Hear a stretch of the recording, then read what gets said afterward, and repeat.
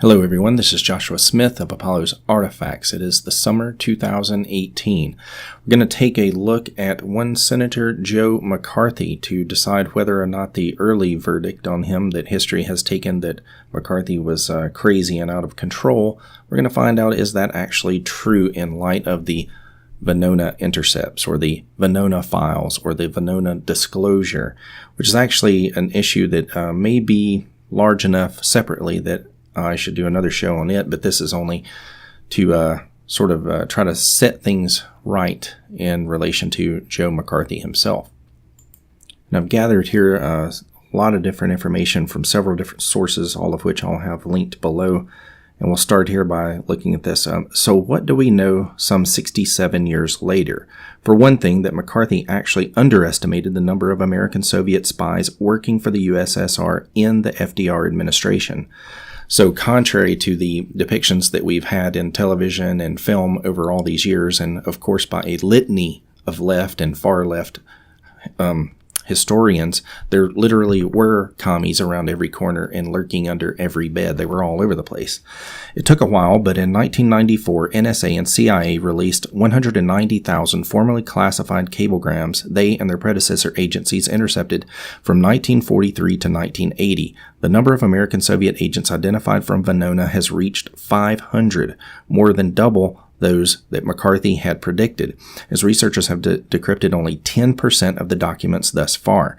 Most of the spies named so far are well known. Julius and Ethel Rosenberg and Alger Hiss, whom the left maintained were victims of American imperialism, are now proven guilty. Assistant U.S. Treasurer Harry Dexter White, now deceased, who became head of the World Bank, and Lachlan Curry, highly placed in the president's office, and hundreds more placed in every cabinet-level organization in the U.S. government, and of course the State Department, not mentioned here. Due to the left-leaning U.S. media, Venona has been ignored. Fortunately, journalist Stanton Evans wrote Blacklisted by History, relying on newly declassified FBI and CIA documents that reveal a sinister plot, but not by McCarthy. The person harmed by the so-called witch hunt was indeed McCarthy himself.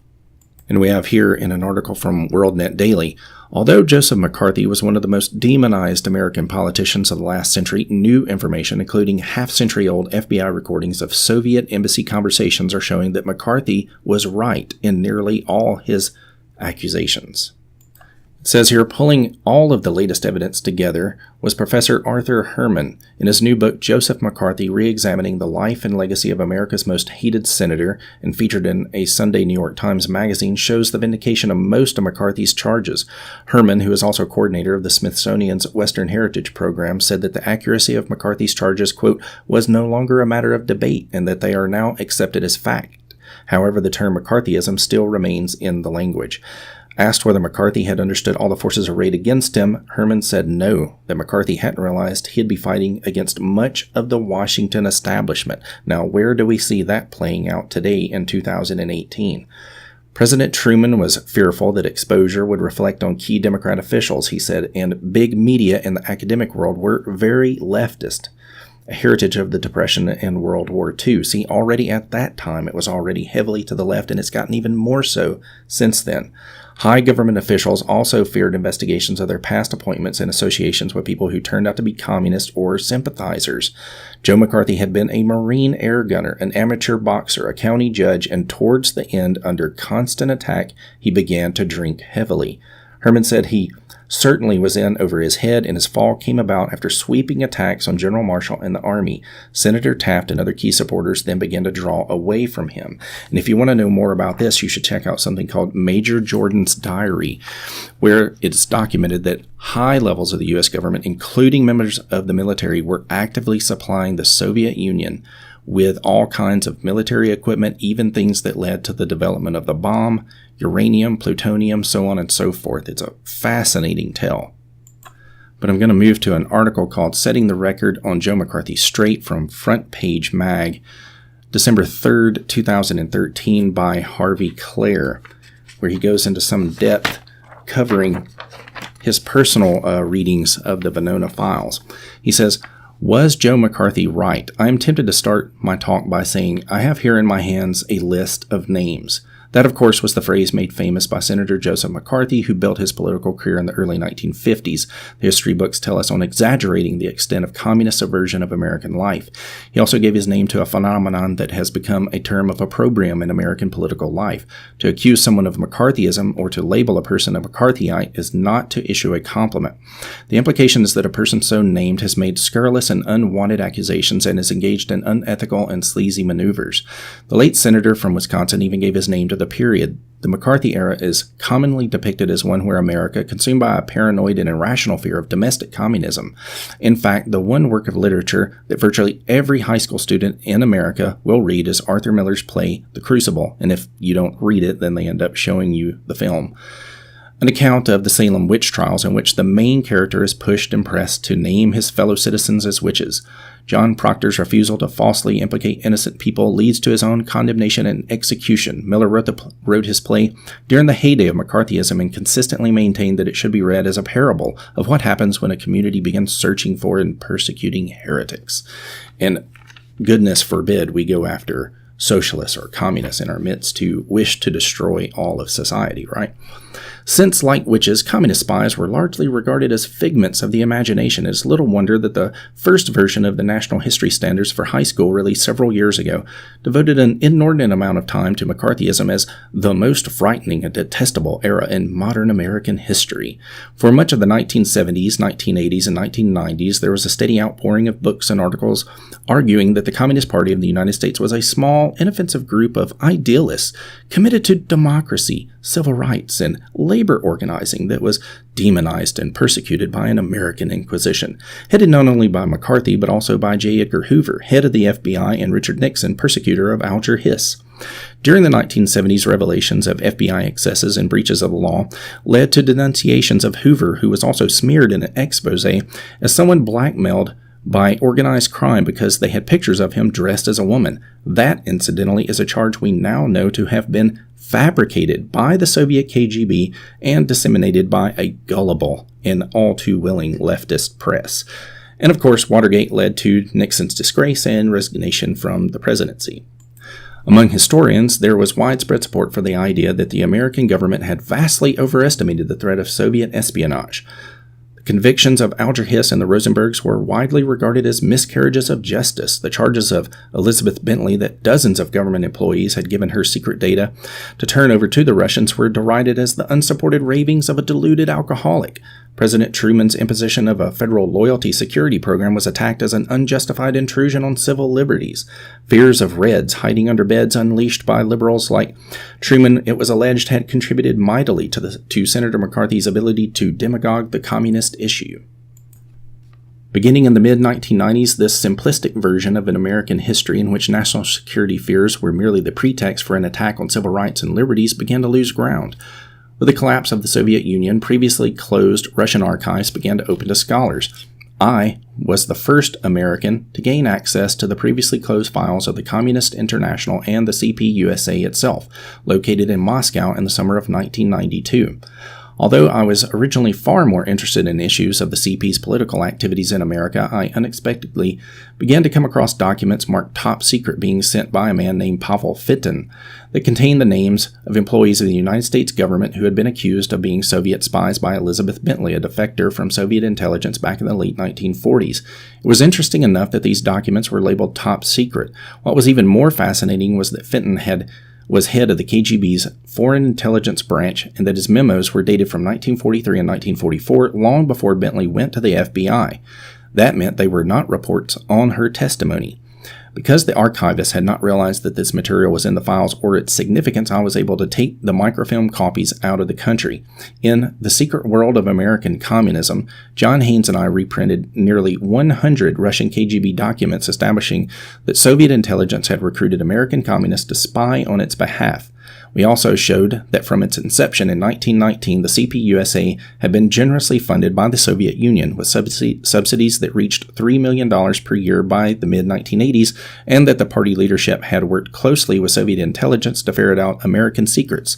And we found snippets of information about a very hush-hush American project codenamed Venona that had worked to decipher coded Soviet messages. After our book appeared in 1995, we were asked to testify before a commission chaired by former Senator Patrick Daniel Moynihan on government secrecy. We pointed out the oddity of finding information about Venona in an open Russian archive while all information about it in America remained closed. Moynihan then pressed the director of the CIA, John Deutsch, a committee member, to consider declassifying the Venona material. Later that year, it was indeed released. Some 2,900 messages between KGB and GRU, Soviet Military Intelligence Headquarters, and their stations in New York, Washington, San Francisco, and points outside the United States. They began decoding these messages over the next 25 years to break some 2,900 messages containing 5,000 pages of the hundreds of thousands of messages that had been sent between 1941 and 1946. So we were not reading these messages in real time, but years after they had been sent, and we were only able to read a small fraction of what was sent. As a result of the material that has emerged from Russian archives and the release of the Venona files, we now know a great deal about the extent of Soviet espionage from the 1930s through the 1940s.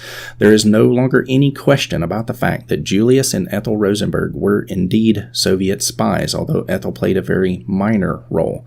There is no doubt that Alger Hiss was a Soviet spy and continued to provide information through the Yalta Conference, which he attended as an advisor to FDR. The Soviets thoroughly infiltrated the Manhattan Project and were able to build an atomic bomb several years before they otherwise would have because of these spies. And as I say here, espionage does not get any bigger than nukes. All told, some 350 Americans turn out to have worked for Soviet intelligence during World War II. Of course, the other article I just mentioned had the number up to 500. It's increased since this article was written. A time when we were allies. American counterintelligence eventually identified more than 125 of these agents, but were never able to nail down who the other 200 or so were.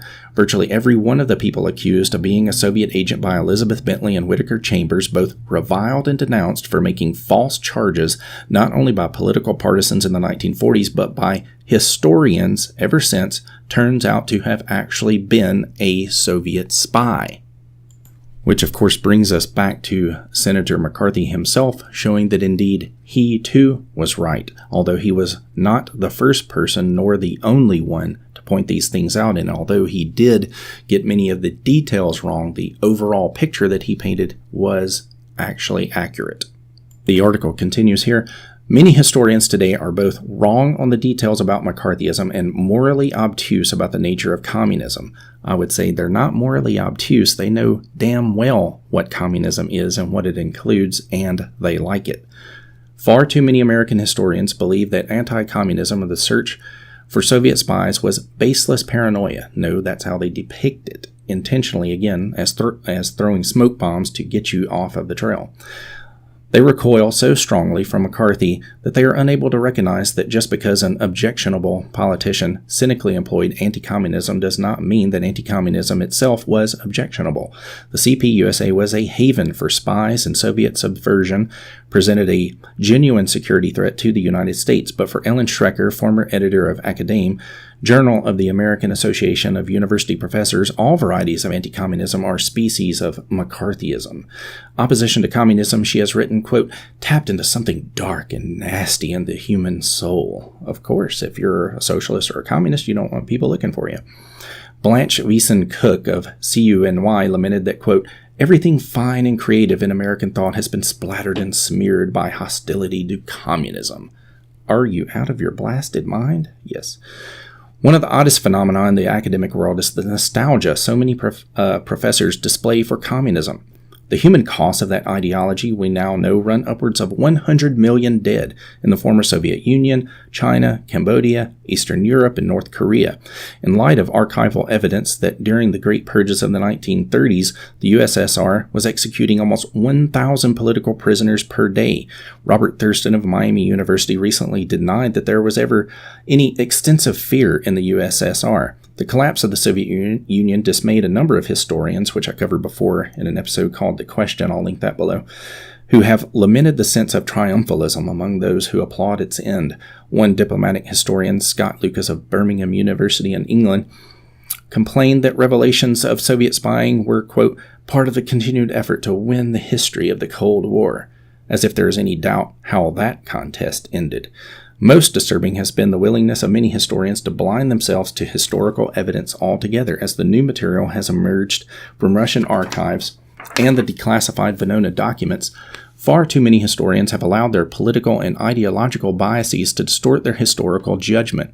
Some have refused to accept the evidence, insisting, with not a shred of proof, that the Venona documents are all forgeries, or simply ignoring them. One professor at Rutgers University wrote the entry on Julius and Ethel Rosenberg for the prestigious American National Biography, a standard reference source. He painted them as victims of an American political framework and did not mention the overwhelming evidence of their guilt, including the admission by their own Soviet KGB controller. It is probably not coincidental that this professor, Norman Markowitz, is an open member of the CPUSA. And later down in the article, it says, Ellen Schrecker, after admitting the extent of Soviet espionage, asked, were these activities so awful? And reminded her readers that, as communists, these people did not subscribe to traditional forms of patriotism. They were internationalists whose political allegiances transcended their national boundaries. They thought that they were building a better world for the masses, not betraying their country. See that these are the sort of mental contortions and moral contortions that they throw themselves into once they lie for years and get caught, and then they have to reverse field. The debates about the McCarthy era force us to reflect about why a substantial number of American public servants gave their allegiance to a totalitarian regime that murdered millions of people, and the difficulties and dilemmas of how a democratic society responded to that threat. American communism was based not on fighting for civil rights or civil liberties, but support for a political regime created and ruled by Joseph Stalin. The United States vanquished two totalitarian foes in the 20th century. Any academic who defended Nazism would rightly be regarded with loathing. Those who defend communism and those who served it deserve no better and no less.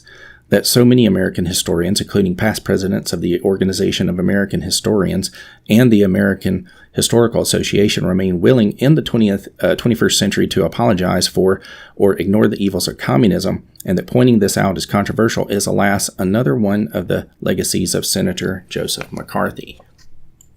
And I'll also link Ann Coulter's book on McCarthy below. She maybe went a little bit too far in her defense of McCarthy, a little bit too assertive of his rightness in everything that he was doing.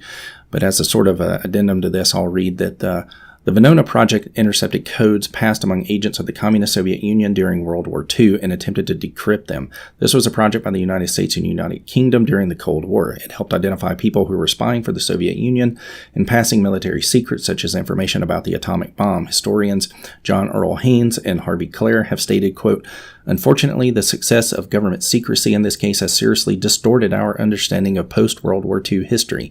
Hundreds of books and thousands of essays on McCarthyism, the Federal Loyalty Security Program, Soviet espionage, American communism, and the early Cold War have perpetuated many myths that have given Americans a warped view of the nation's history in the 1930s, 40s, and 50s. And, of course, I would say this is all extensively perpetuated by the media and other academics who are very, very willing to go on with this whole myth about McCarthy.